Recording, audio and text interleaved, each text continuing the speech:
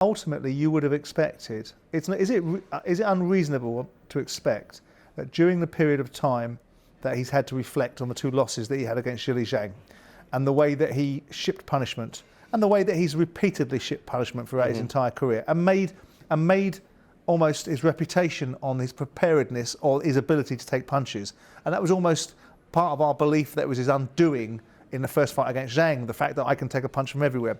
Is it not reasonable to expect that these things are worked on and developed?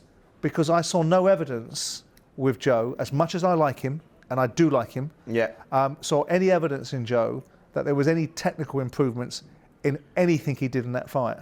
Well, it's a great point, because you rewind to the Zhilei Zhang first fight, and we saw what happened in that fight. That, you know, he was getting caught repeatedly, and that was his undoing.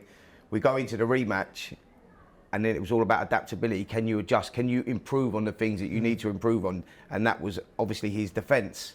And we didn't see that improve. Does he? I mean, he shipped massive punishment against Carlos Takam, right? Yeah. He shipped massive punishment against Joe Parker. Yeah. Right, and walked through those, right? And all of us said at the time, this is wonderful. And then Joe bought into the memo, which he'd read himself, which is, I can take whatever punishment I want. But is there not, if he's not going to improve this and advance his technical ability, then the same things that happened to him against Zhilei Zhang are going to happen to him the moment he steps up in class. Well, that's what I'm saying. So we get to that second fight, you see no marked improvement from the first fight. He went through pretty much the same thing.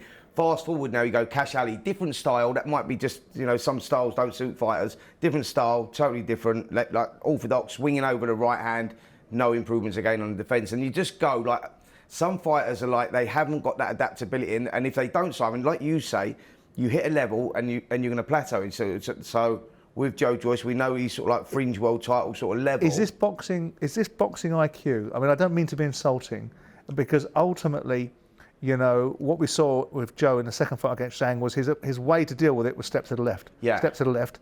And Zhang worked that out within about 15 seconds. Yeah.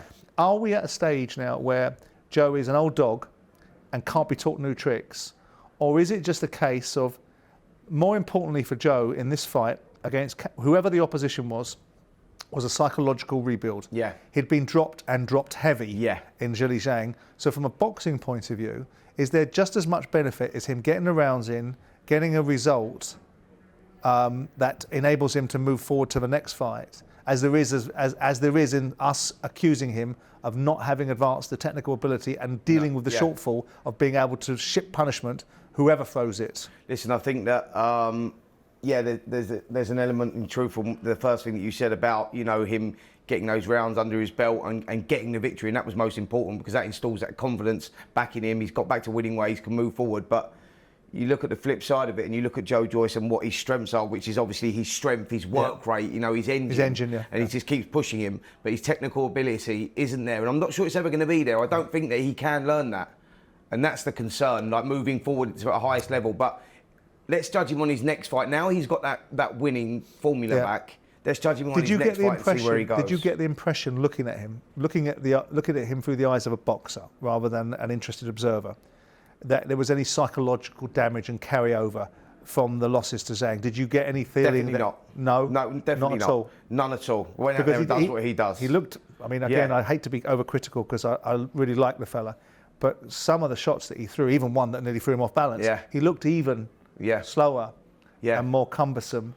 But I don't think that was the psychological thing. Right. I think that's just Joe Joyce. And you go, and we must remember, Simon, he's not a spring chicken. Although he turned over professional quite late and he's only had a certain amount of fights. You know, Joe Joyce stayed in the amateurs for a long time, you know, and he went through that World Boxing Series, and, you know, he's been around a long, long time. And the way that he fights is mileage on the clock because he takes punishment. Absolutely. So, yeah, there was a lot of negatives to take away from that performance. But the positive was a win. The positive is the win. Right. And let's get him on from there. We love Joe, by the way. Great character. Absolutely. I want the very best for him. I absolutely do. Let's circle off into another area, and then we'll come back to Joe in a minute for obvious reasons. We saw Dillian Whyte get back into the ring. And obviously Dillian's had a very difficult period of time, lost a huge opportunity for failed drugs tests, which have now seemingly been rectified, although there seems to be some confusion about where he can and can't fight. because obviously he's fighting in Dublin, got licence to fight in Dublin, and I don't know where he stands with the British Boxing Board of Control, despite the fact he's been seemingly cleared of these failed drugs tests. Well, that was the last I heard, he'd been cleared, so I don't understand what it is. I don't understand where he is with the British Boxing Board of Control, okay, and where he can and can't fight, because I'm assuming there must be a reason why he fought in Dublin. I really don't know. I don't know if it was just a case of Dillian coming back. That was the opportunity, getting a low-key fight, trying to get rid of the ring rust and boxing to put his name back in the mix, which is exactly what he done. I mean, I feel sorry for him. What did you make of his performance? So I was going to say, I feel sorry. What did I make of his performance? He never had enough time to get going. So obviously, he had a bit of ring rust to get rid of. He went out there, he done what he does, working behind the jab, loading up the right hands. He looked very powerful at times, but we couldn't really take anything from it because Christian Hammer, who's been around forever, and he's known to be tough. Yeah, he's fought most people, but got beat by most. But he didn't come to fight for one. He was very negative, so that makes it harder for the fighter that's trying to win the fight to look good. So he didn't come to fight, and then quits on his stall at the end of the third round. Dillian was right in what he's done after the fight. As the ref had their hands, he was going to him, "You're a coward. You should have come to fight. You don't just come to get the payday. There's paying customers there. People pay good money. Don't just turn up to run away for 3 rounds and quit on your stall." So I feel frustrated for Dillian because he never got an opportunity to showcase anything. Yeah. So it was hard to judge him on that because... Interesting shtick from Dillian, because I don't think he did much in the Tyson Fury fight. At different levels, I grant you. I agree. But he didn't turn up in a Tyson Fury fight, did he? Yeah. When he got his world title shot. So I understand his point with Christian Hammer. Hammer's been in with a lot of them, gotten beaten by most of them. Yeah. So on paper, it's a credible opponent.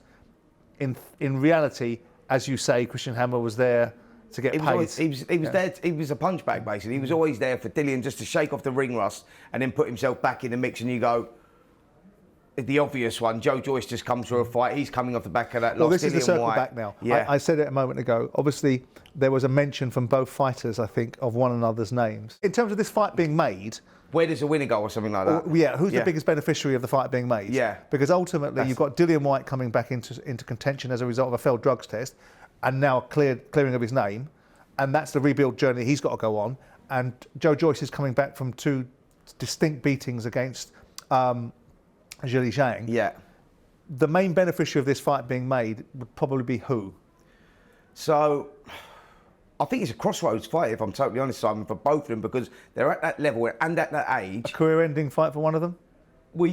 The reason I say career-ending fight is because they're of that age where the rebuilding process is going to be really hard, and that probably takes them out of that top-tier level, and do they still want to compete at that? I'm saying the winner, this is where I see this, with the landscape, with this Super League that's going on out in Saudi, and where fighters are being positioned and where fighters are getting made, I see the winner of if that fight is made, which I think is a great fight because it makes sense for the reasons you just highlighted for both of them, the beneficiary, I think, goes on and fights possibly Anthony Joshua in the next fight, maybe for the vacant IBF, depending on what happens with these titles. Joe's the more diminished fighter, isn't he, in terms of perception? Dillian Whyte is diminished by association because of the failed drugs test, right? But Dillian Whyte was the most overlooked heavyweight for a period of time. Yes, sure. The most maligned one that constantly got put on the back burner for heavyweight title shots, and different arguments have been put forward that actually he could have had world titles. He just didn't take the money that was available at the time. Sure. But there was always that. Now he loses to Tyson Fury. The next opportunity he has is Anthony Joshua, and that situation goes the way it goes, right? You think that Dillian Whyte versus Joe Joyce is a fight that has lots of credibility and lots of intrigue? Yeah, and lots of meaning, because the winner obviously goes on, and the loser then at this stage of his career probably we may not see again, especially at that level. Who do you think comes out of that fight victorious? Who do you think is most likely to? I would think Dillian Whyte. I'm with you on that actually, and the reason is because it concerns me so much how often and how easy Joe Joyce gets hit.